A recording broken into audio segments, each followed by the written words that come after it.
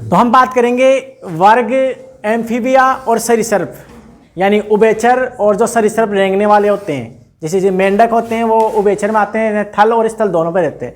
इनकी क्या विशेषता है इस वर्ग की?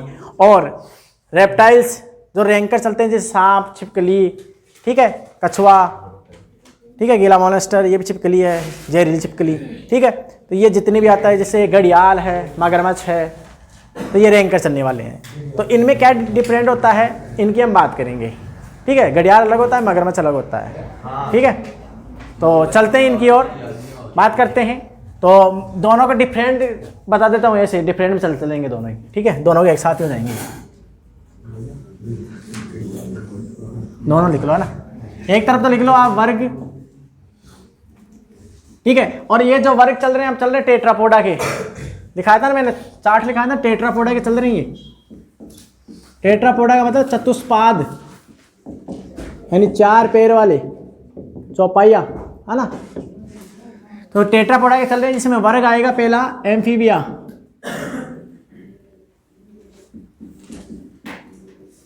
एम्फीबिया, और एम्फीबिया को बोलते हैं हम उभयचर, ठीक है। और एक तरफ हम लिखेंगे वर्ग दूसरे नंबर का, ठीक है, जिसे हम बोलते हैं रेप्टाइल्स, यानी सरीसृप, सरीसृप, ठीक है। इनकी बात करें तो क्या क्या है इनमें कॉमन डिफरेंट है, क्या है इसके एग्जाम्पल, सभी की बात करने वाले हैं हम, ठीक है। तो दोनों में डिफरेंट भी मालूम हो जाएगा, ठीक है। तो लिख सकते हैं आप, तो क्या है पहला, इन्हें उभयचर बोलने का कारण क्या है? जल व थल दोनों पर ये पाए जाते हैं, ठीक है, इसलिए उभयचर बोला। एम्फी का मतलब उभय, कॉमन, तो जल, जल व स्थल दोनों पर विचरण करते हैं ना, विचरण करते हैं या रहते हैं अपनी भाषा में, इसलिए इसे बोला था ये, ठीक है। इसकी हम बात करें तो ये ज़्यादातर क्या है, कुछ जलीय भी हो सकते हैं, पर ज़्यादातर ये क्या है, सारे के सारे आपको मिलेंगे इस तल पर। वैसे जल में भी रहते हैं, ऐसे मगरमच्छ नहीं रहता कि जल में भी रहता है, पर ज़्यादातर क्या है, स्थलीय। तो ये स्थलीय होते हैं, परंतु जलीय भी हो सकते हैं। इसका ध्यान रखना है, इसमें ना स्टोरेज कमी है ना, बता दे रहा ना, बंद होते ही उधर चालू कर दूंगा मैं एक दूसरी जगह, ठीक है। दूसरा पॉइंट देखो, आप जानते हो कि जो जीवन का जो विकास हुआ जल से आया है, ठीक है, जल से उत्पत्ति मानते हैं इससे। तो जल से क्या है, जैसे उभयचर आए, उभयचर से ही आए, ठीक है। तो ये स्थल पर आने वाले है ना, प्रथम कोर्डेटा संघ के जंतु है, और ये सफल स्थल पर आने वाले सफल कोर्डेटा संघ के, यानी ये तो सफल हो गए और ये आ रहे हैं, क्योंकि इनको जल और थल दोनों पे होते हैं, तो जनन क्रिया करने के लिए जल की आवश्यकता पड़ती है इनमें, ठीक है, क्योंकि इनमें बाह्य निषेचन होता है, ये जल में छोड़ देते हैं, इनमें आंतरिक निषेचन होता है, ठीक है। तो ध्यान से देखो इसमें क्या होता है,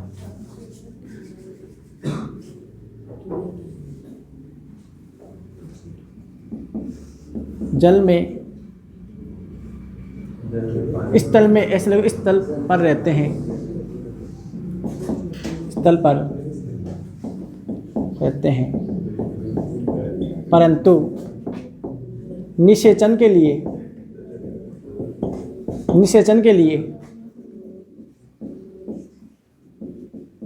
जल की आवश्यकता होती है। अब जल की आवश्यकता होगी तो श्योर है कि बाह्य निषेचन होना है, ठीक है। तो बाह्य निषेचन होता है। तो आपसे एग्जाम कई बार कंपटीशन पूछ लेता है, मेंढक में जो निषेचन होता है वो कैसे होता है, बाह्य निषेचन, ठीक है। तो बाह्य निषेचन, अब इनकी बात करें तो इनमें क्या होता है, ठीक है, शरीर के भीतर निषेचन होता है, ठीक है। तो स्थल पर रहते हैं, जल की आवश्यकता नहीं, स्थल पर रहते हैं, निषेचन के लिए जल की आवश्यकता नहीं, निषेचन के लिए जल की आवश्यकता नहीं। तो श्योर है इसमें क्या होगा, आंतरिक निषेचन।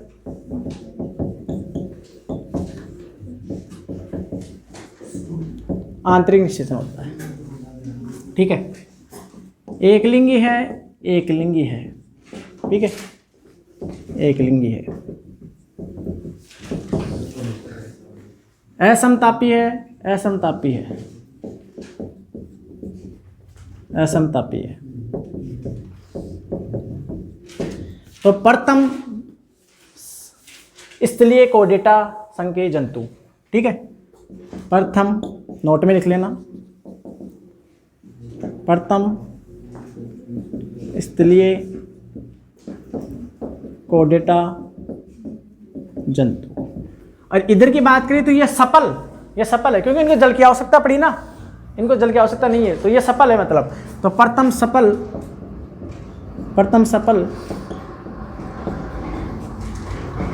स्थलीय कोर्डेटा जंतु। बाकी वो नोटोकॉट पाई जाती है, वो तो कॉमन है, वो टॉपिक तो उनको क्या है ना, ठीक है। इसके अलावा ये क्या होते हैं, यूरियोटेलिक होते हैं, यूरिया का उत्सर्जन करते हैं। तो ये तो आपने पढ़ा होगा ना छोटी कक्षा में, यूरियोटेलिक यानी यूरिया का उत्सर्जन करने वाले। और ये यूरिकोटेलिक होते हैं, यूरिकोटेलिक होते हैं, यूरिकोटेलिक होते हैं, ठीक है। इनमें जो पाया जाता है होलोब्लास्टिक यानी पूर्णभंजी असमान विदलन होता है। लिखाया था ना पहले, लिखाया था ना, हेलोब्लास्टिक, मीरोब्लास्टिक, याद आया क्या मानव जनन में? वेरी इंपॉर्टेंट टॉपिक है, वो पढ़ लेना उसको ढंग से, है ना। तो ये क्या है, होलोब्लास्टिक होते हैं। होलोब्लास्टिक यानी पूर्णभंजी। अंडे में क्या होता है, इनमें पूर्णभंजी विदलन, पूर्णभंजी असमान विदलन, असमान विदलन, ठीक है। और इनमें क्या होता है, मीरोब्लास्टिक होता है, मीरोब्लास्टिक, ठीक है, क्लीवेज होता है, ठीक है। अपूर्णभंजी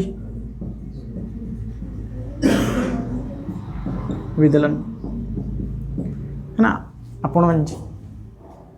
ये क्लिडोई प्रकार के होते हैं, क्लिडोई लिखाया था ना, केंद्र पित्त की, है ना। ये मध्य पित्त की होते हैं। इनके अंडे क्या होते हैं, मध्य पित्त की, मध्य पित्त की। क्लिडोइड केंद्र पित्त के होते हैं, पित्त की क्लिडोई का ना,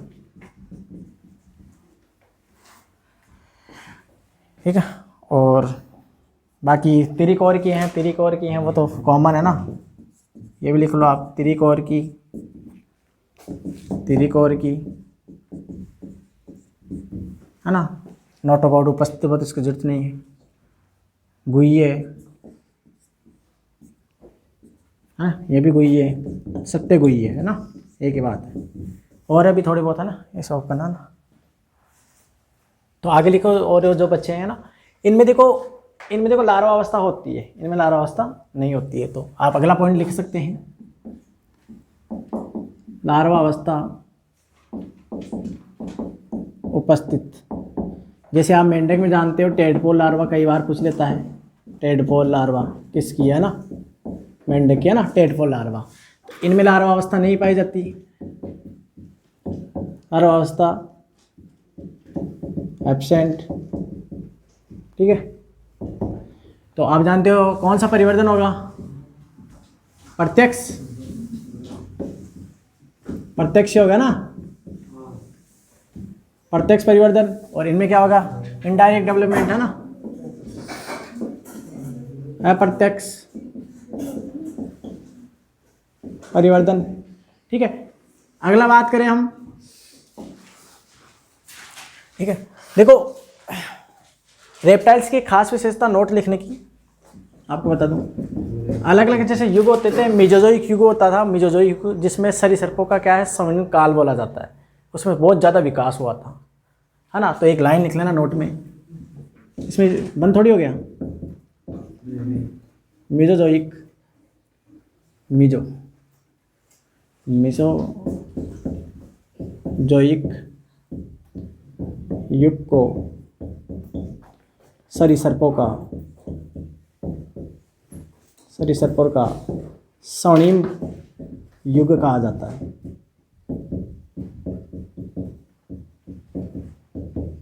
युग कहा जाता है। अगला पॉइंट लिखना चाहो तो आप लिख सकते हो। इनमें क्या है, बाह्य निषेचन होता है तो ओविपेरस होते हैं, ये अंडज होते हैं, ओविपेरस होते हैं। ये क्या होते हैं, विविपेरस होते हैं। विविपेरस जानते हो ना, जरायुज जो शिशु को जन्म देते हैं, ठीक है। कुछ अपवाद भी हो सकते हैं, देखो दोनों हो सकते हैं इसमें, है ना, इसमें दोनों हो सकते हैं, ओविपेरस भी आते हैं कुछ, है ना, कुछ ओविपेरस भी आते हैं, दोनों आते हैं इसमें ना, ठीक है। बस और तो क्या है, इसकी सारी विशेषताएं हो गया ना। अब इसके एग्जाम्पल हैं।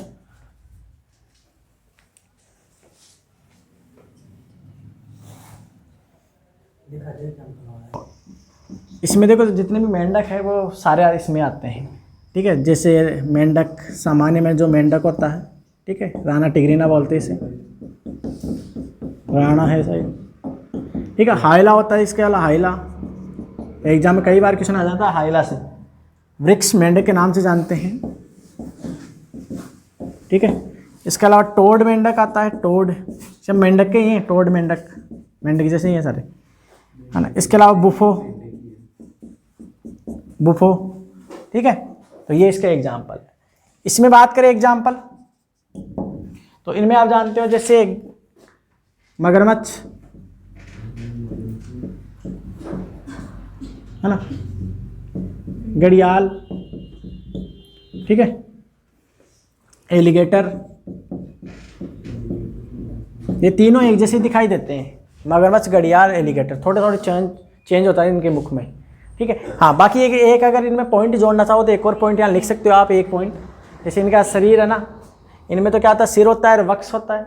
इनमें देखो कईयों में गर्दन भी होती है, सिर भी होता है, वक्ष भी होता है और पूंछ भी होती है। एक पॉइंट और जो लिख सकते हो आप, तो सिर व धड़ में विभाजित, ठीक है। धड़ यानी वक्ष आ गया ना। और इनमें क्या होता है, सिर भी होता है, वक्ष भी होता है, ठीक है, पैर भी होते हैं, पैर तो, और पूंछ भी होती है, ठीक है। गर्दन भी हो सकती है, कईयों में गर्दन भी होती है, ठीक है। आगे देखो एलिगेटर आ गया। इसके अलावा गीला मोनस्टर, इसे है ना जहरीली छिपकली के नाम से जानते हैं। मरुस्थलीय छिपकली है, जहरीली छिपकली है ना, जहरीली मरुस्थलीय छिपकली, ठीक है।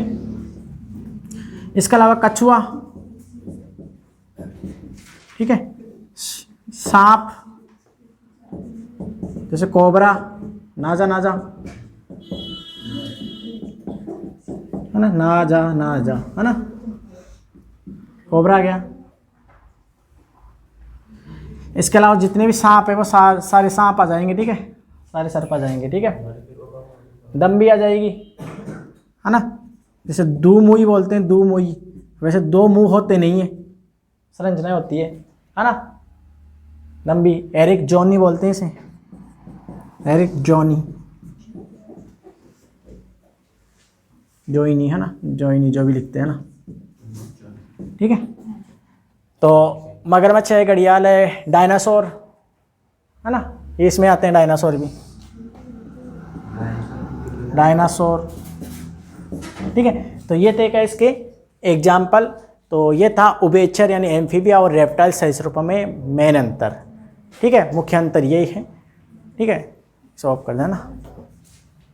एक मेन जो करेक्टर है हृदय के जो वैषम होते हैं, आलिंद और निलेश के आधार पर, तो इनमें क्या होता है, 3 होते हैं ना इनमें, और इनमें क्या है, ठीक है, अपूर्ण 4 बोलते हैं इसे, इसके लिए बोलते हैं अपूर्ण 4, और मगरमच्छ में तो 4 ही होते हैं, ठीक है। ये एग्जाम में एनसीईआरटी में साफ लिख रखा है ना मगरमच्छ के लिए।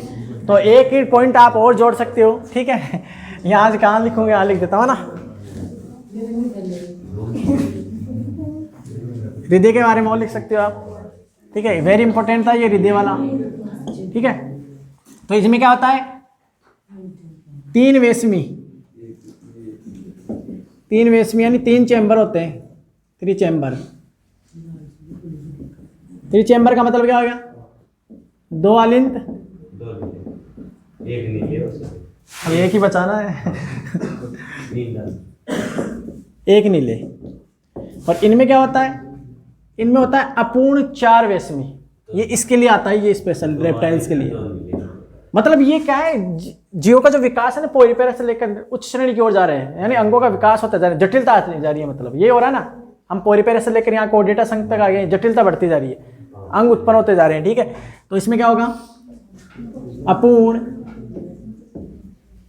4 वेशमी, यानी 4 चैम्बर होते हैं। ठीक है, जिसमें 2 आलिंद तो अच्छे विकसित होते हैं, आलिंद 2 आलिंद सुविकसित।